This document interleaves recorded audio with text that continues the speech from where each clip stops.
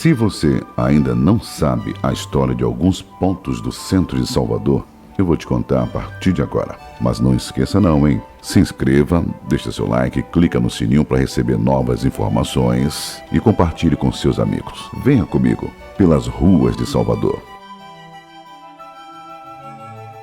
Neste documentário, iremos falar sobre a Praça 2 de Julho, que fica no centro de Salvador, que é um dos principais pontos turísticos da nossa cidade, inaugurada no século XVIII, no ano de 1840, quando teve sua urbanização concluída no ano de 1850. Naquela época, já se usava o nome de Campo Grande para denominar o local.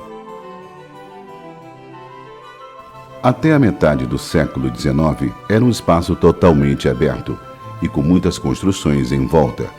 No local, tinha a Capela Inglesa, que foi estabelecida na cidade do Salvador em 1815. Porém, os cultos eram realizados em residências.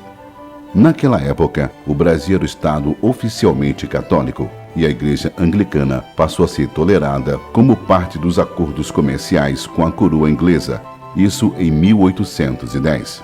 Só que tinha um problema: os cultos eram realizados na língua inglesa para os imigrantes britânicos. Isso permaneceu até o advento da República, mas a Capela Anglicana do Campo Grande foi inaugurada em 1853 e foi demolida em 1975.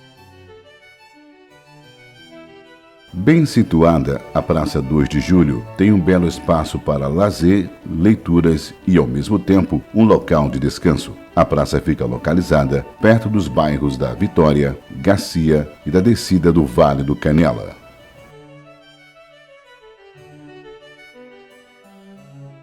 Uma das entradas da praça está para a Avenida 7 de Setembro, na direção do Corredor da Vitória. Nesta localidade, você vai encontrar o Consulado Alemão em Salvador e, seguindo em frente, o Museu Carlos Costa Pinto, que foi inaugurado em 1969. O museu abriga exposições permanente e temporária, com acervo e uma biblioteca especializadas nas artes decorativas. E ainda abriga a cafeteria de nome Balangandã Café, onde você pode desfrutar de um delicioso café nos fins de tarde. E ainda na Vitória, tem o Museu Geológico da Bahia, que foi fundada no dia 4 de março de 1975. E no final do corredor, você vai encontrar a paróquia Nossa Senhora da Vitória, que foi fundada no século XVI. Ao retornar para o Campo Grande, depois de sair do Corredor da Vitória, em sentido ao Teatro Castro Alves, você vai passar pela rua Doutor Augusto Viana, onde fica a reitoria da Universidade Federal da Bahia e o Hospital Universitário Professor Edgar Santos, inaugurado em novembro de 1948. O Teatro Castro Alves foi inaugurado no ano de 1951, ficando à frente da Praça 2 de Julho, em Salvador, na Bahia, e a sua construção se deu início no ano de 1948, depois que o deputado Antônio Balbino, influenciado por intelectuais e artistas, encaminhou para a Assembleia Legislativa o projeto para a construção do teatro. A colocação do nome foi uma grande homenagem ao poeta Castro Alves, nascido na cidade de Muritiba no dia 14 de março de 1847. A Praça 2 de Julho tem uma importância muito forte para o povo da Bahia, onde está localizado o Monumento do Caboclo, representando os índios pela independência da Bahia, que aconteceu no dia 2 de julho de 1823, consolidando a independência do Brasil. No local onde hoje é a reitoria da Universidade Federal da Bahia, antigamente era um palacete do ano de 1933, quando foi demolido, e no ano de 1953 se tornou o prédio da reitoria. Mas você sabia que os azulejos artísticos do antigo palacete estão guardados no Instituto de Prédios da Reitoria? O Palácio da Aclamação fica na Avenida 7 de Setembro, um dos mais importantes museus-casas de Salvador, que passou a ser residência oficial dos governadores no ano de 1912. Já em 1967, o governador Antônio Lomanto Júnior transferiu a residência do governador para o Alto de Ondina, onde se encontra até os tempos de hoje. Mas não temos informações do início da construção do Palácio da Aclamação. mas o término se deu no ano de 1917.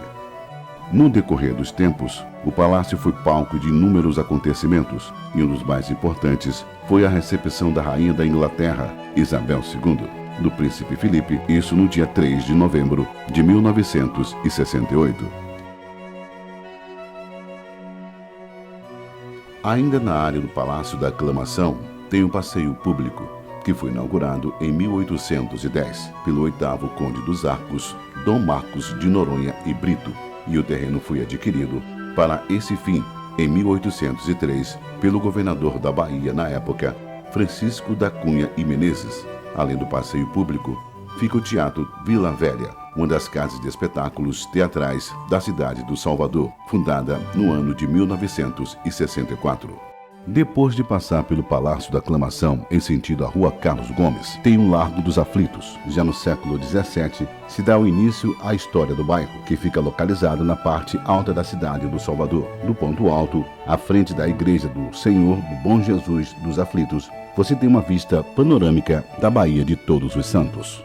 O Quartel dos Aflitos é um patrimônio histórico do final do século XVII, que sofreu alterações na sua fachada, ganhando elementos neogóticos, de acordo com José de Miralles, um historiador militar do Brasil de 1762. O prédio atual começou a ser construído pelo governo de Dom João de Lencastre em 1694 a 1702.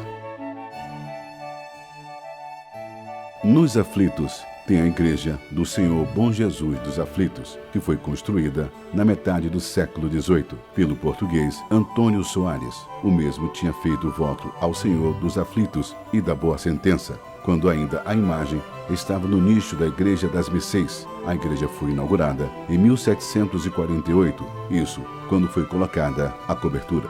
Vamos falar do 2 de Julho, um bairro histórico no centro da cidade do Salvador, e sem delimitação oficial, que envolve o Largo 2 de Julho, antigo Largo do Acioli, em homenagem a um membro da família, e foi a passagem do Exército Brasileiro no dia 2 de julho, data da independência da Bahia, e no local foi colocado um chafariz em homenagem a esta data, no dia 8 de dezembro de 1856.